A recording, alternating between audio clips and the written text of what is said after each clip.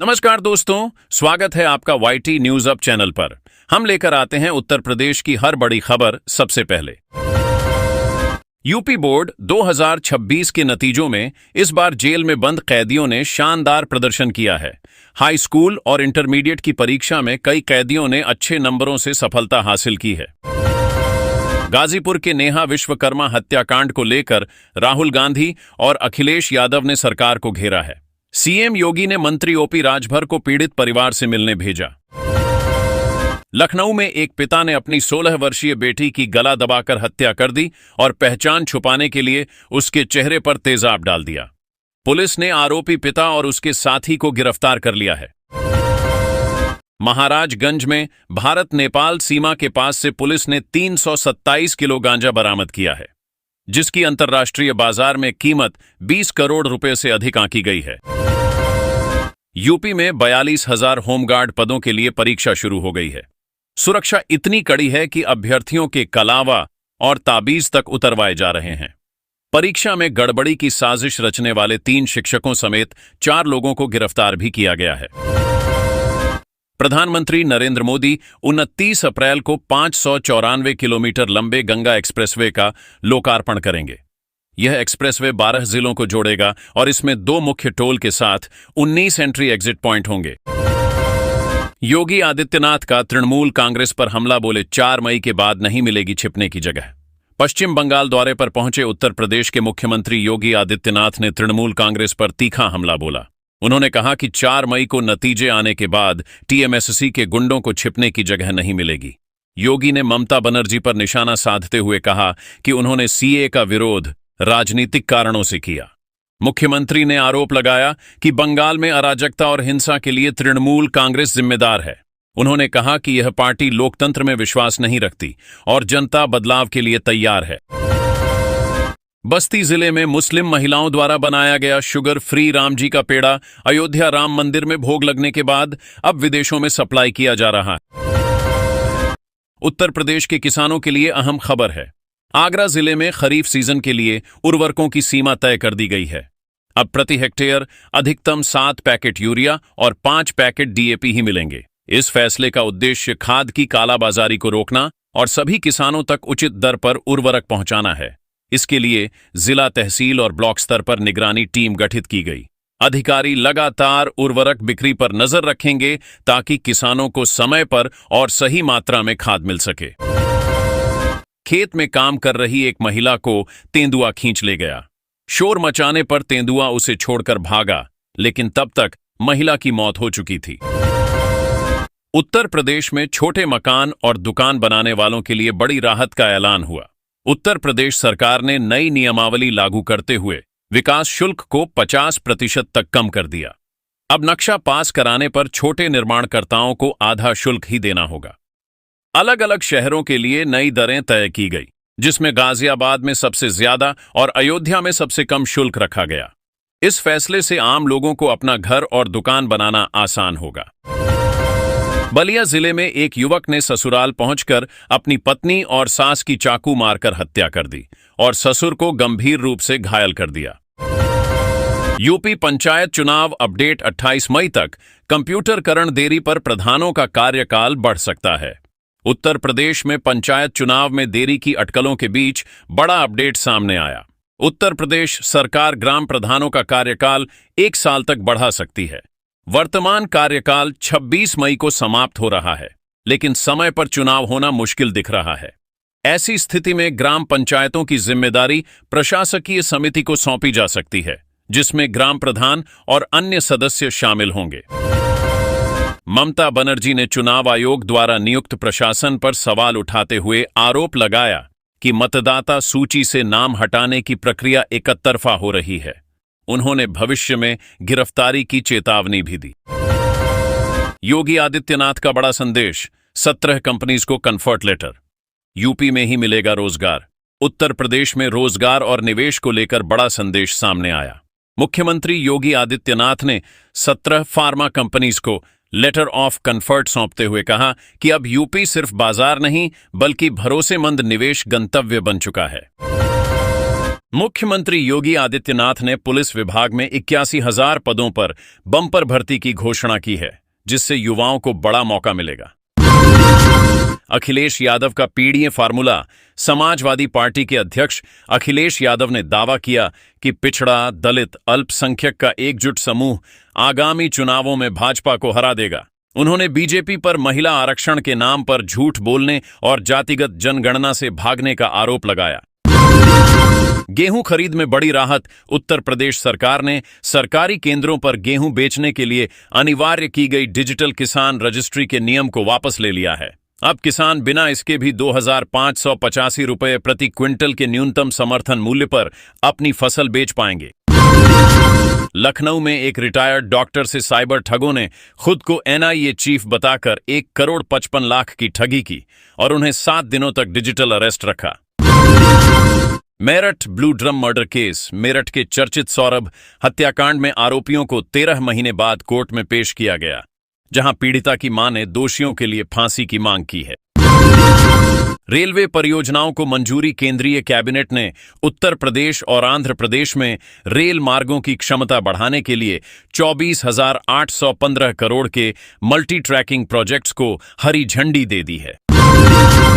चरथावल इलाके में एक बंदर एक नवजात बच्ची को करीब 1 घंटे तक अपने कब्जे में लेकर बैठा रहा।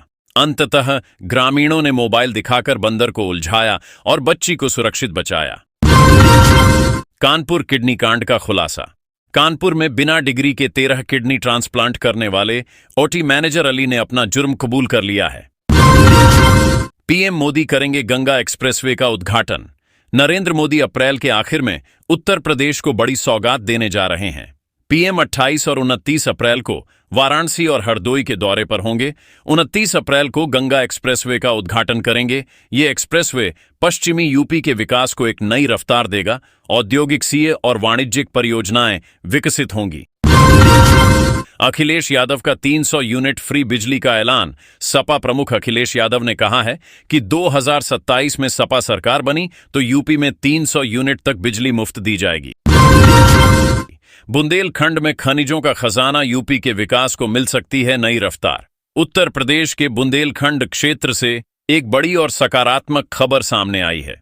वैज्ञानिकों के अनुसार यहां लिथियम समेत कई बहुमूल्य खनिजों के भंडार होने की संभावना जताई गई। अगर यह पुष्टि होती है तो यह प्रदेश के विकास के लिए मील का पत्थर साबित होगा। मेरठ के जानी क्षेत्र में एक कन्फेक्शनरी मालिक की हत्या का पुलिस ने खुलासा किया है। यह हत्या मात्र 18,000 रुपए के उधार के विवाद में शराब पार्टी के बाद की गई थी। यूपी के अंबेडकर नगर में भीषण गर्मी। कक्षा 9 से 12 तक स्कूल्स का समय बदला। यूपी के अंबेडकर नगर में तेज गर्मी और लू के असर को देखते हुए जिला प्रशासन ने बड़ा फैसला लिया। जिलाधारी अनुपम शुक्ला के निर्देश पर अब कक्षा 9 बजे से 12वीं तक के सभी स्कूल सुबह 7:30 से 12:30 तक संचालित होंगे। यह आदेश सभी बोर्ड के विद्यालयों पर लागू रहेगा। हज यात्रियों के लिए नई सुविधा। प्रदेश सरकार ने हज यात्रियों की सुविधा के लिए विशेष इंतजाम किए हैं और लखनऊ एयरपोर्ट पर उनके लिए अलग काउंटर और मेडिकल टीम तैनात की गई है। यूपी सरकार ने बदला गांव का नाम। बहरावती अब कहलाएगा पृथ्वीपुरा। उत्तर प्रदेश सरकार ने आगरा के गिरावली तहसील स्थित नगला बहरावती गांव का नाम बदलकर पृथ्वीपुरा कर दिया। राज्यपाल की मंजूरी के बाद यह फैसला लागू हो गया। नाम परिवर्तन की प्रक्रिया लंबे समय से चल रही थी, जिसके लिए जिला प्रशासन ने प्रस्ताव भेजा था। मुजफ्फरनगर धर्मांतरण मामला। पुलिस ने भोकरहेड़ी गांव की एक मस्जिद में कथित तौर पर धर्मांतरण की कोशिश करने के आरोप में 3 लोगों को गिरफ्तार किया है। उत्तर प्रदेश माध्यमिक शिक्षा परिषद 10वीं और 12वीं का रिजल्ट 23 अप्रैल 2026 को शाम 4 बजे जारी करेगा। यूपी बोर्ड कक्षा 10वीं 12वीं रिजल्ट 2026 अगले सप्ताह होगा जारी। जाने कितने मार्क्स लाने पर होंगे पास। यूपी बोर्ड 10वीं 12वीं के लाखों छात्रों का इंतजार अब खत्म होने वाला है। खबरों के मुताबिक रिजल्ट 20 से 25 अप्रैल के बीच कभी भी जारी हो सकता है। छात्र अपना रिजल्ट वेबसाइट, एसएमएस या डिजीलॉकर से तुरंत चेक कर सकेंगे। तैयार रहें, रिजल्ट कभी भी आ सकता है। यूपी बोर्ड के टॉपर्स होंगे मालामाल। दिया जाएगा लैपटॉप और नगद इनाम। यूपी बोर्ड 2026 के नतीजों में राज्य और जिला स्तर पर टॉप करने वाले छात्रों को यूपी सरकार 1 लाख रुपए नगद, लैपटॉप और सर्टिफिकेट देकर सम्मानित करेगी। नोएडा हिंसा मामले का मास्टरमाइंड अरेस्ट, यूपी एसटीएफ ने तमिलनाडु से किया गिरफ्तार। नोएडा हिंसा का मास्टरमाइंड आखिरकार गिरफ्तार। लंबे समय से फरार आदित्य आनंद को पुलिस और एसटीएफ ने तमिलनाडु के तिरुचापल्ली रेलवे स्टेशन से दबोच लिया। उस पर 1 लाख का इनाम था। महिला आरक्षण बिल पर अखिलेश ने बीजेपी को घेरा। बोले, भाजपा नारी को नारा बनाने की कोशिश में थी। लखनऊ में अखिलेश यादव का बीजेपी पर तीखा हमला। नारी शक्ति वंदन अधिनियम पर बोले बीजेपी नारी को सिर्फ नारा बनाना चाहती थी, लेकिन विपक्ष ने उनकी यह कोशिश नाकाम कर दी। सियासत गरमाई। सीएम योगी बोले, नारी शक्ति वंदन अधिनियम के दिन विपक्ष का रवैया संसद में द्रौपदी के चीरहरण जैसा था। राजधानी में योगी आदित्यनाथ और अन्नपूर्णा देवी ने नारी शक्ति वंदन अधिनियम पर विपक्ष पर हमला बोला। उन्होंने कहा कि विपक्ष महिलाओं को सम्मान नहीं देना चाहता, जिससे आधी आबादी में आक्रोश है और महिलाएं वोट की ताकत से जवाब देंगी। बरेली में मेट्रो परियोजना की डीपीआर तैयार, एयरफोर्स की एनओसी का इंतजार। बरेली मेट्रो परियोजना की डीपीआर तैयार हो गई है। डिपो के लिए एयरफोर्स स्टेशन के पास 20 हेक्टेयर जमीन चिन्हित है। करीब 4,500 करोड़ की परियोजना के लिए एयरफोर्स से एनओसी इसी माह मिलने की उम्मीद है। वाराणसी में महिलाओं ने सपा कांग्रेस को बताया खूंखार, पतियों को हिदायत, आधी आबादी ने निकाला बेनकाब मार्च। वाराणसी में महिलाओं ने मार्च निकालकर चेतावनी दी कि यदि उनके परिवार के सदस्य महिला विरोधी दलों से जुड़े रहे तो घरों में किचन हड़ताल की जाएगी और ऐसे नेताओं का बहिष्कार किया जाएगा। रंग सांवला होने पर ससुरालियों का जुल्म, महिला को दिए ताने। करवा चौथ पर किया ऐसा सलूक, रहम भी ना आया। आगरा के सदर थाना क्षेत्र में एक महिला ने पति और ससुराल पक्ष पर दहेज उत्पीड़न, मारपीट और जान से मारने की कोशिश का आरोप लगाकर केस दर्ज कराया। महिला का आरोप है कि सांवला रंग होने पर उसे ताने दिए गए और 1 लाख रुपए व कार की मांग की गई। यूपी से लेकर पंजाब तक लू का कहर, 45 डिग्री तक जा सकता है पारा। मौसम विभाग के मुताबिक उत्तर भारत के 6 राज्यों में लू का अलर्ट जारी किया गया है। यूपी में अधिकतम तापमान 45 डिग्री तक जा सकता है। वहीं पहाड़ी राज्यों में बारिश का अलर्ट जारी किया गया है। प्रकाशक स्कूल कैंपस में नहीं, बाजार में अपनी किताबें बेच सकते हैं। इलाहाबाद हाई कोर्ट ने गाइड रेफरेंस बुक्स के प्रकाशकों को राहत दी। कहा कि स्कूल कैंपस में नहीं, बाजार में अपनी किताबें बेच सकते हैं। मेरा पति से समझौता कराओ, मोबाइल टावर पर चढ़ गई महिला। पुलिस कर्मियों के फूल गए हाथ पांव। यूपी के एटा जिले में एक महिला मोबाइल टावर पर चढ़ गई। महिला को टावर पर चढ़ा देख बड़ी संख्या में लोगों की भीड़ मौके पर जुट गई। पुलिस भी मौके पर पहुंच गई। वन विभाग की टीम को भी बुलाया गया। जल्दी आओ नहीं तो फांसी लगा लूंगी। युवती ने प्रेमी को फोन कर लगाया फंदा। पति से अलग रहती थी, जाने मामला। मऊ में महिला के फंदा लगाने की सूचना पाकर मौके पर सरायलक थाने की पुलिस भी पहुंच गई। शव को पोस्टमार्टम के लिए भेजने के साथ ही होटल के कर्मचारियों से पूछताछ की गई। उसके प्रेमी को हिरासत में लिया गया है। विपक्ष महिला विरोधी और विश्वासघाती। वाराणसी में राहुल अखिलेश का पुतला फूंका, महिलाएं नाराज। वाराणसी में महिला आरक्षण बिल पास न होने पर महिलाओं ने 80 चौराहे पर प्रदर्शन कर राहुल गांधी और अखिलेश यादव का पुतला फूंका। भाजपा नेताओं ने विपक्ष पर महिलाओं के अधिकार रोकने का आरोप लगाया। प्रयागराज में कुशल श्रमिकों को मिलेगी न्यूनतम 16,225 रुपये मजदूरी।